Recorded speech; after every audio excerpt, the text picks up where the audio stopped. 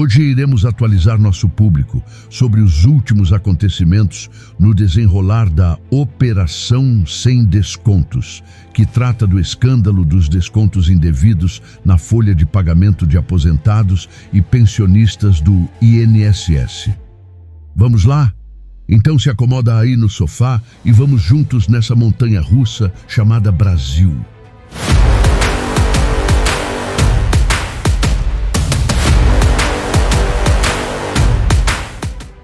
Semana de muita pressão política em Brasília.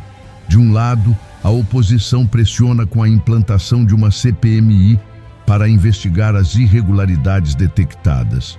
Do outro lado, o PDT, partido do ex-ministro da Previdência, Carlos Lupe, empareda o governo, afirmando que deixaram Lupe entregue aos leões. Correndo por fora, as investigações da Polícia Federal seguem buscando os caminhos percorridos por pelo menos 6 bilhões e 300 milhões de reais e responsabilizando um a um, inclusive na própria carne, já que um agente da própria PF está envolvido. Quanto mais mexe, mais fede. Dito isso, meus queridos, vamos dar início ao nosso bate-papo de hoje. Prometo levar até você fatos e não narrativas. Farei, como de costume, comentários, apenas a minha visão dos fatos, como já disse, vozes da minha cabeça.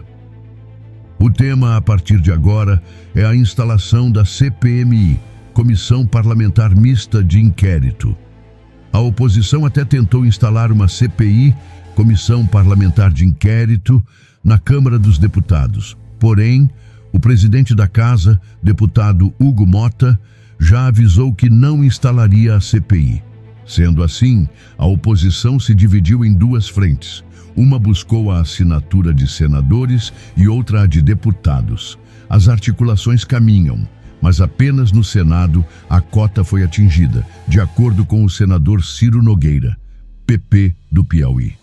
Segue ainda na Câmara com o trabalho árduo da deputada Coronel Fernanda do PL de Mato Grosso. Particularmente, vejo as CPIs e CPMIs como uma manobra política de ambas as casas com mais valor midiático do que prático mesmo. É incontestável que durante as investigações de uma comissão parlamentar, o governo sangra muito capital político e um desgaste perante a opinião pública, na prática mesmo. As últimas que acompanhamos, ao final, viraram de fato material farto para a justiça se pudesse dar seguimento, mas não tenho em minha memória recente nenhum caso que não tenha virado uma deliciosa pizza. Seguimos assim para o segundo assunto da pauta de hoje, o PDT. O partido do ex-ministro Lupe pressionou bastante o governo nos últimos dias, basicamente os que antecederam o pedido de demissão de Lupe. Sabe aquele período em que o ministro era frito em óleo bem quentinho? Aqui eu preciso colocar vários pontos de interrogação e de exclamação na explicação desse tema. Desde a eleição, Lula vem perdendo popularidade, não só nos eleitores, e isso, quem diz não sou eu, são as pesquisas recentes, mas também no Congresso. E nesse evento recente, havia o risco de um descolamento do PDT da base do governo, o que tornaria a ingovernabilidade uma ameaça real. Afinal, o PDT representa 18 deputados e 3 senadores. É aí que entram em cena as negociações políticas. Após um encontro com Lula, Lupe solta sua carta de demissão. Mas foi simples assim? Claro que não. Político cai, mas cai atirando e de bazuca, meu amigo. Lupe aceitou o desligamento, mas não sem negociar a permanência do PDT no Ministério da Previdência, indicando Volney Queiroz, ex-secretário executivo do Ministério da Previdência. A indicação foi feita de forma velada, claro, porque o que vem sendo propagado é que Lula que fez a escolha. Volney foi deputado federal por Pernambuco e é filiado ao PDT. Quantas exclamações você acha que cabem aqui? Deixe nos comentários. Com essa manobra, para o público e eleitores, não foi Lula que demitiu Lupe. Ele pediu demissão. E para o partido, digamos, o filme não fica tão queimado, só um pouco chamuscado e não rompe com o governo. Será? Cabeça de político é uma caixa de Pandora. Pode sair qualquer jabuti de lá, não é mesmo? O que corre nos corredores do Congresso é que, com a demissão de Lupe, não há mais obrigação da bancada votar com o governo. Um mar revolto se vislumbra no horizonte. Será um tsunami ou uma marolinha? O fato é, Lupe sabia desde 2023 que lançamentos de associações, ainda que permitidas, eram efetuados de forma totalmente irregular. Mas esse caso, como tem uma análise mais investigativa, deixarei para o próximo tópico, onde falaremos sobre as investigações da PF. E esse é o gancho para a próxima análise. A apuração começou em 2023, com realização de auditorias em 29 entidades que tinham acordos de cooperação técnica com o INSS. De janeiro de 2023 a maio de 2024, o INSS recebeu 1 milhão de reclamações acerca de descontos indevidos, motivando o cancelamento dos descontos autodeclarados como não autorizados. A CGU identificou que as entidades não tinham estrutura operacional para prestar os serviços e que 70% não tinha entregado a documentação necessária à entidade. Como ocorria a fraude? Sem o conhecimento das vítimas ou com a informação equivocada de que se tratava de procedimento obrigatório, valores eram descontados na forma de mensalidades para entidades. Foram entrevistados 1,3 mil beneficiários que tinham descontos em folha e 97,6% não haviam autorizado o desconto. Os valores eram descontados a pretexto de mensalidades e de serviços que não eram efetivamente prestados, como suporte jurídico aos aposentados. Segundo a PF, essas associações existiam apenas no papel, ou seja, eram entidade de fachada usadas exclusivamente para operar as fraudes. A polícia investiga se dados de aposentados foram obtidos junto a servidores do INSS, mediante o pagamento de propinas.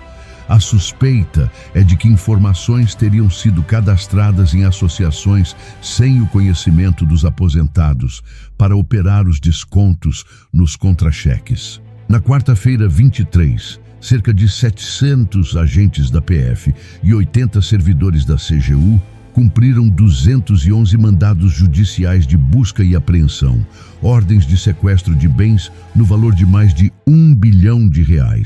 Carros de luxo, dinheiro em espécie e até iate foram apreendidos. E 6 mandados de prisão temporária no Distrito Federal e em 3 estados. O esquema foi montado para abastecer os caixas dos sindicatos. Vamos entender. Em 2017, a reforma trabalhista mudou a contribuição sindical ou desconto sindical, de obrigatória para facultativa. O trabalhador decidia se queria ou não o desconto para o sindicato. Em 2019, uma MP proibia o desconto em folha e passava para a forma de boletos que deveriam ser enviados para o trabalhador, ainda de forma facultativa.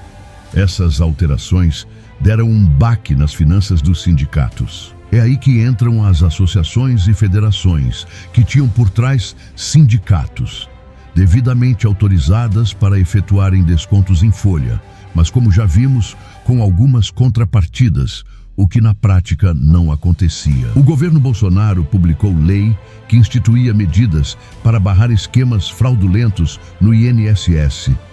A Lei 13.846/2019 introduziu medidas rigorosas para aumentar a fiscalização e identificar irregularidades no INSS, como o cruzamento de dados de benefícios com informações de outros órgãos públicos, além de prever punições mais severas para aqueles que praticassem fraudes. Ela foi uma resposta direta ao avanço de esquemas criminosos que resultavam em desvios milionários e prejudicavam a confiança do cidadão na Previdência Social. No entanto, em 2022, a oposição na época, atualmente à base do governo, por MP, tentava derrubar da lei o trecho que obrigava sindicatos a comprovarem as autorizações dos filiados a cada 2 anos. Entretanto, surpreendentemente, o Congresso optou por revogar a lei 100%. Dessa forma, a porteira estava oficialmente aberta. Até aqui, como meu compromisso fundamental, Trilhei os caminhos que levaram até o clímax da roubalheira, os tempos, as ferramentas que foram utilizadas para frear, a articulação que teve a pressão dos sindicatos, associações e federações, e como se deu o sinal verde para a elaboração do esquema criminoso. Veja, eu podia ir simplesmente para as investigações, mas isso você já está de saco cheio de saber quem pegou o Uber Black e o que já foi apreendido. Mas é preciso saber como os criminosos tiveram a capa de legalidade para praticarem todos os crimes. O alerta foi dado pela fome, pela ganância, pela sanha descontrolada de enriquecimento fácil. Mais de 1 milhão de reclamações referentes a descontos não autorizados chegaram ao INSS. Aposentados e pensionistas faziam uma via crucis nas lojas do INSS para registrarem as irregularidades. E pasmem, não eram suspensas de imediato. A orientação era para que procurassem a entidade e reclamassem. E se conseguissem a suspensão, o que foi descontado até esse ponto era prejuízo mesmo.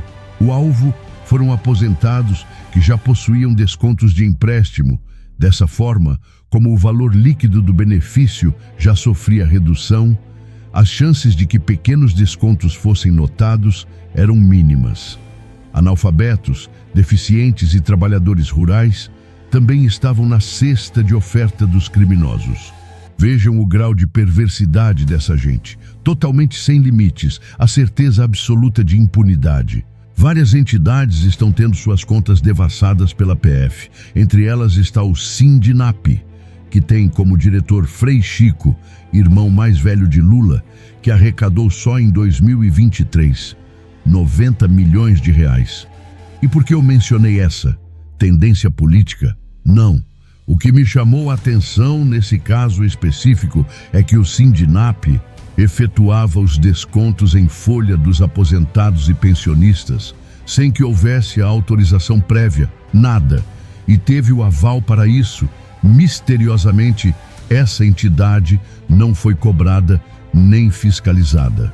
O ministro da Previdência, Lupe, sabia de todo o esquema desde 2023, ainda que negue veementemente. Atas foram conseguidas pela PF, onde consta claramente a evolução dos descontos. E nada fez com que o ministro agisse, nem uma luz amarela acendeu na testa de Lupe. Tudo certo. E só para efeito de informação, o mesmo Lupe foi ministro do Trabalho no governo Dilma, em 2011, e foi afastado por denúncias de fraude. Só no Brasil mesmo. A PF também já descobriu que o dinheiro roubado dos aposentados viajava pelo céu do Brasil. Sim, meus queridos, o dinheiro era levado para lá e para cá de avião. É nesse esquema que a PF descobre que um dos seus agentes dava cobertura, dando carona para quem transportava o dinheiro vivo. Ele foi flagrado, escoltando o ex-procurador-geral do INSS e um empresário no terminal de Guarulhos. Com ele, encontraram $200 mil sem uma explicação convincente.